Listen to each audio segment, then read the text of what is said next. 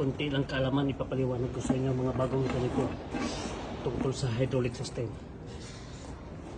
Mayroon akong idea sa inyo para maibigay kung anong ginagawa ko. Kailangan naintindihan nyo, itong sa harap ng picture na ito ay ang hydraulic pump. Ang hydraulic pump ay kailangan ng inlet and output.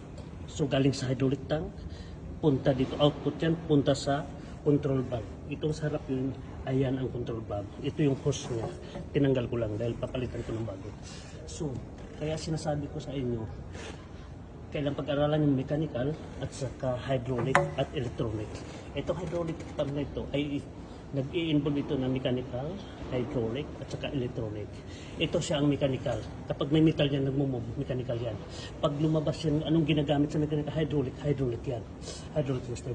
Anong nagpo-control sa hydraulic system para mapapagana ito? Ito yung papunta dun sa boom sa likod. Yung sa cylinder niya, sa dam cylinder. Dumback cylinder o anong tawag nyo dyan, dumback cylinder, pupunta yan doon. Ang nagkukontrol yan ay electronic. So galing sa kukunin yung pressure na lalabas dito, ang pressure dito papunta sa control valve. Ang control valve ay mayroong settings yan nandito sa gilera ng setting, testing o bypass. Kukunin ang pressure, nakaabang na yung pressure yan. So ang papano yung control valve, may spool yan. So ang